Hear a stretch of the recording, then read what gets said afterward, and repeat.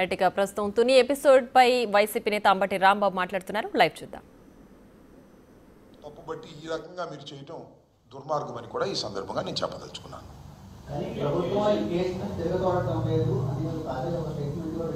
ఎవరిచ్చారు స్టేట్మెంటు? నేను తెలియదు.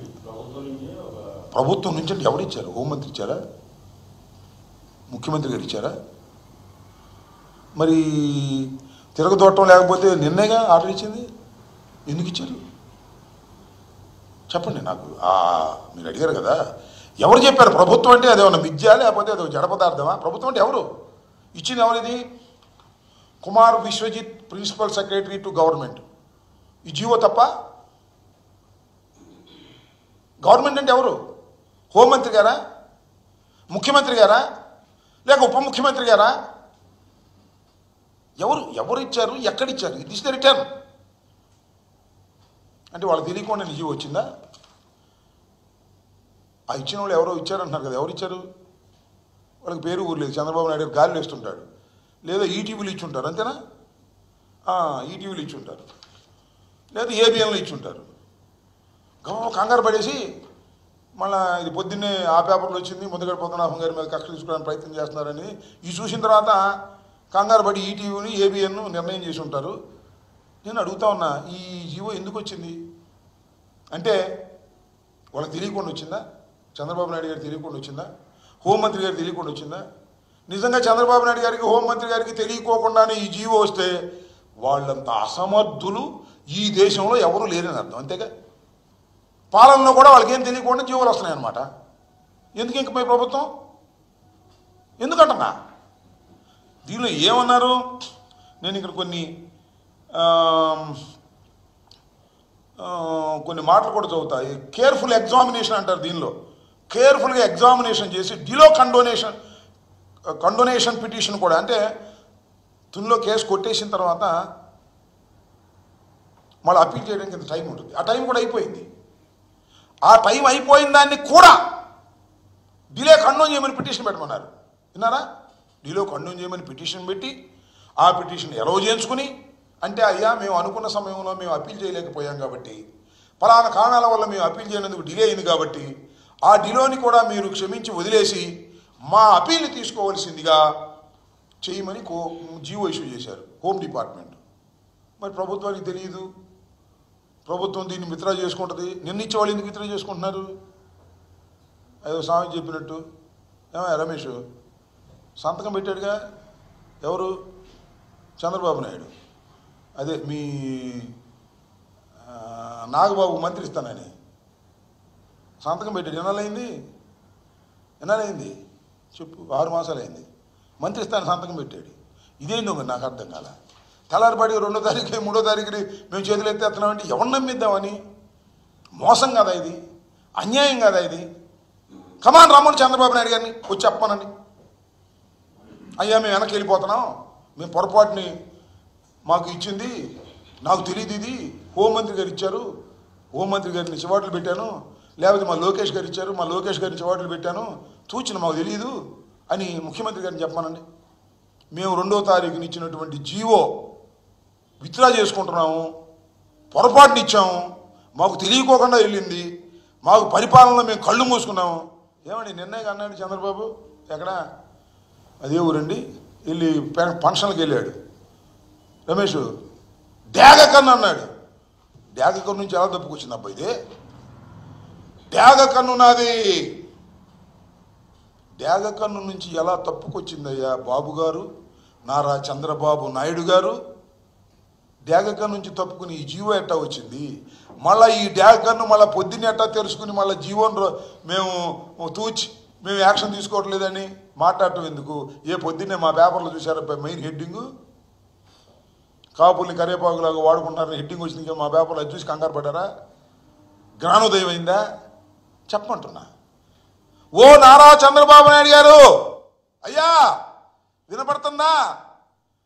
లింగమనేని వారి గెస్ట్ హౌస్లో కరగట్టు పక్కన ఉన్నటువంటి ఓ నారా చంద్రబాబు నాయుడు గారు, ఈ జీవో ఎట్లా వచ్చింది? మళ్ళా జీవో వచ్చిన తర్వాత ఎందుకు ఈనాడులో ఈ రకంగా ఫ్లాష్ లేపిస్తున్నారు? వినపడిందా? చెప్పు సమాధానం. కాపు సమాజానికి సమాధానం చెప్పవలసిందిగా గౌరవనీయులైనటువంటి నారా చంద్రబాబు నాయుడు గారిని నేను ఇక్కడి నుంచి కోరుతున్నా. నువ్వు చెబుతావా? మీ అబ్బాయి చెబుతాడా? ఎవరు చెబుతారో చెప్పండి. చెప్పుకోకుండా ఇలాంటి డ్రామాలు ఆడి సాగితేనేమో నా అంతటి వాడు లేడు, సాకపోతేనో సాపు చుట్టేసి సంకనేసి వెళ్ళిపోతాము అంటే ఎట్ట కుదిరింది నాకు అర్థం కాల. జీవోలు ఏమో రిలీజ్ చేయటం అంటే ఈ ప్రభుత్వం ఉందా, పనిచేస్తుందా, లేటర్ లేదా నాకు అర్థం కాల. చెప్పండి ఎవరు చెప్పారు? ఆకాశరావణ కాదు, ప్రభుత్వం అంటే ఎవరు? ముఖ్యమంత్రి, ఉప ముఖ్యమంత్రి, నారా లోకేషా, హోంమంత్రి, లేకపోతే ఈ విశ్వజిత్ ఎవరైనా Kumar Vishwajit principal secretary to government, ఆయన ఎవరు చెప్పారు? డ్రామాలు ఆడమాకండి. నారా చంద్రబాబు నాయుడు గారు బయటకు వచ్చి సమాధానం చెప్పాలని ఈ సందర్భంగా కోరుతున్నా.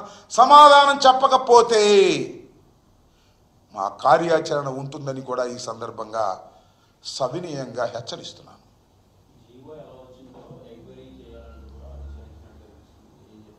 జీవో ఎలా వచ్చింది ఎంక్వైరీ చేస్తారా? ఎక్కడ జీవో అది? ఏ గవర్నమెంట్? కర్ణాటక గవర్నమెంట్దా? కాదు, కర్ణాటక గవర్నమెంట్దా లేకపోతే తెలంగాణ గవర్నమెంట్దా లేకపోతే సెంట్రల్ గవర్నమెంట్దా జీవో ఎట్టో వచ్చిందని? జీవో ఎట్టో వచ్చిందే ఉందండి స్వామి, నాకు అర్థం కాల. నీ ప్రభుత్వంలో జీవో ఎట్టో వచ్చిందో ఎంక్వైరీ చేస్తానంటే బుద్ధి జ్ఞానం ఉండాలి కదా. నీ ప్రభుత్వంలో జీవో వచ్చింది, దీన్ని ఎంక్వైరీ చేస్తావా? మళ్ళా కాపులు మోసం చేద్దామని?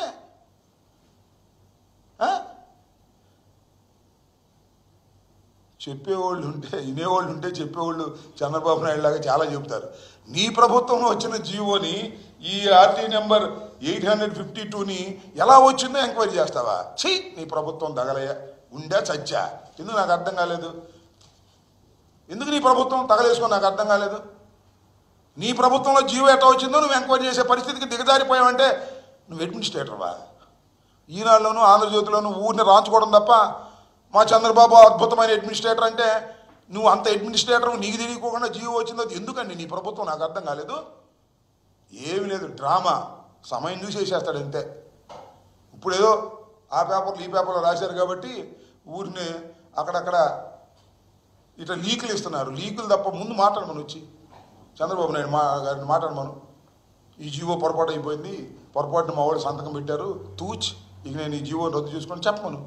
ఆయన చెప్పకుండా మళ్ళీ రద్దు చేస్తారు, మళ్ళీ కూడా ఇస్తారు. రేపు ఒకవేళ రద్దు చేసిన నమ్మకండి సుమా, మన సమయం వచ్చినప్పుడు మళ్ళీ రిలీజ్ చేస్తారు. అంత నాటకాలు, దొంగలు. అందుకే చంద్రబాబు గారిని వాళ్ళు వీళ్ళు 420 అంటారు. నేను అంటలేదు అనుకో, అది వేరే విషయం. ఓకే,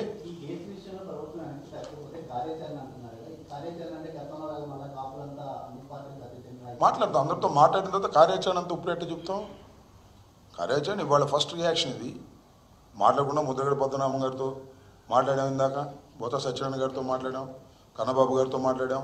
ఇట్లా ఇంకా చాలామంది ఉన్నారు. అన్ని పార్టీల్లో ఉన్న వాళ్ళతో కూడా మాట్లాడతాం, తప్పే ఉంది. వీళ్ళు 40 మంది, 41 మంది అంతేనా? నాకు తెలియగలుగుతారు చంద్రబాబు నాయుడు గారు. దీనికి కూడా సమాధానం చెప్పండి.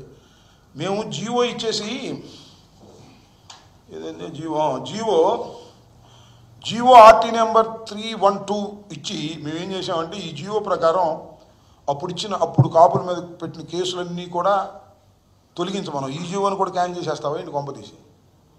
ఈ జీవోని కూడా క్యాన్సిల్ చేసేసి ఏదైనా అవకాశం ఉంటే మళ్ళా అప్పుడు పళ్ళాలు కొట్టిన కాపుల్ని, కార్లు వేసుకుని తుని వెళ్ళిన కాపుల్ని అందరి మీద మళ్ళా కేసులు పెట్టాలనే ఆలోచన ఏమైనా ఉన్నదా? ఈ జీవోని కూడా క్యాన్సిల్ చేయొచ్చు గవర్నమెంట్, ఆ జీవోని క్యాన్సిల్ చేసినట్టు. ఇలాంటివి కూడా ఏమైనా ఉందా? ఉంటే చెప్పండి సార్, సిద్ధంగా ఉన్నాం. మా మీద కూడా పెట్టారు కేసులు. దానికి ఎవరెవరు ఇచ్చారు? బొత్స సత్యనారాయణ గారు వచ్చారు, కన్నా లక్ష్మీనారాయణ గారు వచ్చాడు, తుని గుర్తుందా? ఇవాళ తెలుగుదేశం పార్టీలో ఉన్నాడు. వి హనుమంతరావు గారు వచ్చారు. తెలుగుదేశం పార్టీలో ఇవాళ ఉన్నటువంటి వాళ్ళు చాలామంది కాపులు వచ్చారు తుని మహాసభకి. వి హనుమంతరావు గారు వచ్చాడు. ఇవాళ జనసేనలో ఉన్నాడు ఎవరైనా, మన భాను, ఆయన వచ్చాడు. కాపులందరినీ పిలిస్తే కాపులందరూ వెళ్ళినాం. మా సెంటిమెంట్ అయ్యా, కాపులు బీసీలో